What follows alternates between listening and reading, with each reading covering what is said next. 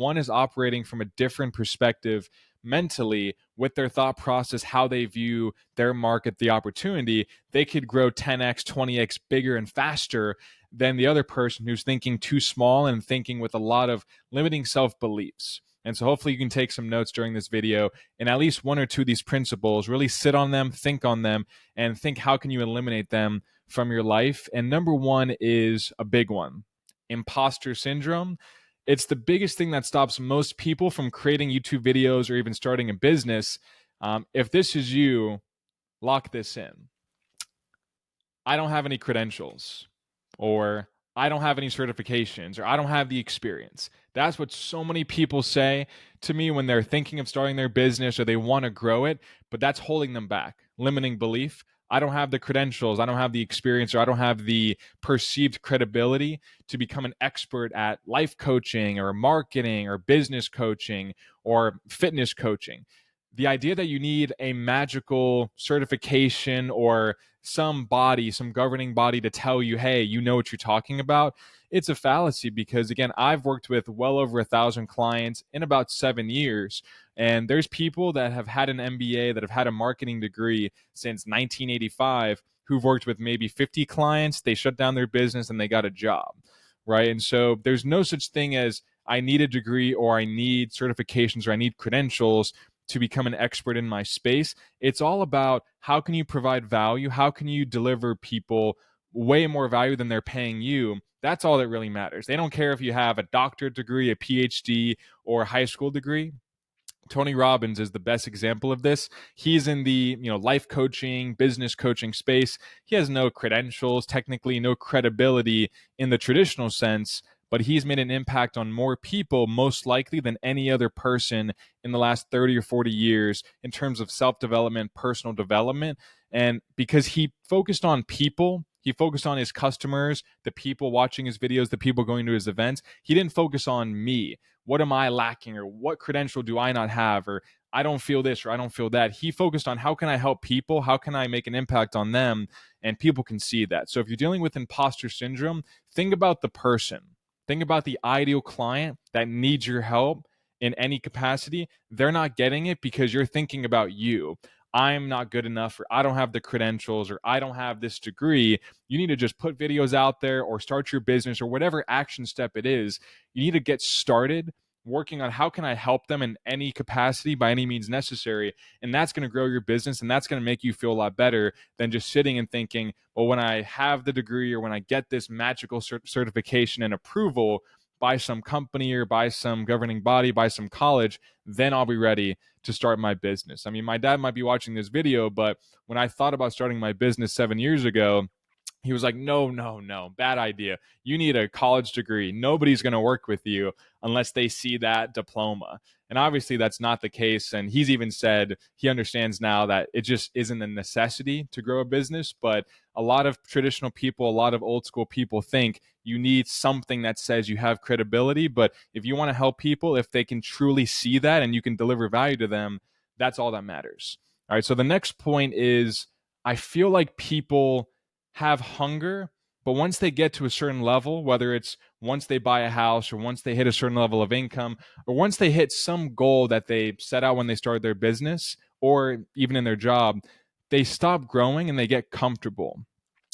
Comfortability and being in your comfort zone is a dangerous place to be as an entrepreneur, as a creator, as anybody in this space. If you have comfort, that's the antithesis of growth. When you're comfortable, you're like, hey, what I've been doing is going to continue working forever. I don't need to adapt. I don't need to grow. I don't need to change. But if you're in any business for even 5 years, 10 years, a long period of time, you have to adapt or eventually you're going to die.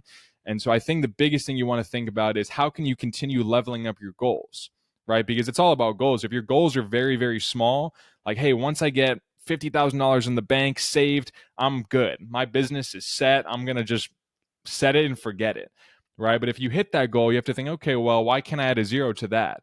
And then a zero to that after. It's not about give me more in a greedy way. It's thinking, how can I grow? How can I expand? And then how can I help more people? Right? Because for you to have $500,000 in the bank, you had to have made an impact on your clients, on your customers, on the people you're transacting with in a positive way. And then to 10x that as well, to go to 5 million, you have to be doing good things. And so again, take yourself out of it. Don't just think, hey, I'm comfortable, I'm paying my bills, I'm set. Think about the people that you could be helping, customers, viewers. You could be tithing more, you could be helping family more, even just giving them education, better access to medical care. You could be doing a lot more, and that's a good thing, right? You don't want to feel inadequate. You have to think, how can I keep growing? How can I keep getting better? Because growth is happiness. It's a very fulfilling thing to say, what used to be my end all be all goal, if like for me, having $100,000 in the bank may be a good week for my business, right? $100,000 week. If anything, kind of a pretty average week as of now, in terms of revenue in a week. And that used to be my end all be all goal, where once I have 100,000 in the bank, I'm set. I'm going to go on a beach and just relax all day. But once you hit that, you see, okay, well, I hit that. Let me see if I can get 250 or 500. And you keep growing and expanding. And again, going back to my original point, if you feel like you've lost that hunger, it's because you stopped setting bigger and bigger goals. You hit some milestone and now you're in the comfort zone, and you cannot possibly grow in the comfort zone because comfortability is, again, the antithesis of growth. If you want to grow, you have to get uncomfortable. There's new challenges, new stressors, and that's a good thing. If you have no stress in your life, then you might be dead, right? And so I think the next point you want to think about is perfectionism, something I've dealt with. I'm sure you've dealt with it as well. And having perfectionism is thinking, I need to start my business or start my channel or start this or that at the exact perfect time in history.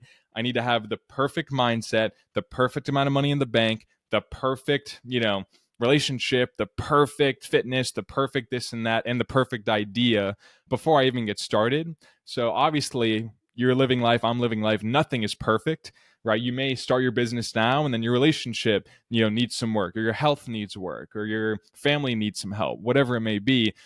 You're waiting for the perfect time, which is never going to happen, which means your end goal of having a successful business or doing something in this online business space will never actually happen because you're waiting on something that's an impossibility, right? There's no such thing as a perfect time. People say ready, aim, and then they just aim forever, right? They never actually fire the gun. That's why you need to say ready, fire, and then eventually as you're firing, you need to aim. And that's a great book as well. I didn't come up with that quote, but you need to pick a target, start going, start firing, and then eventually you'll find your direction, but it's because you took action, right? There's no such thing as a perfect time, a perfect opportunity, a perfect idea.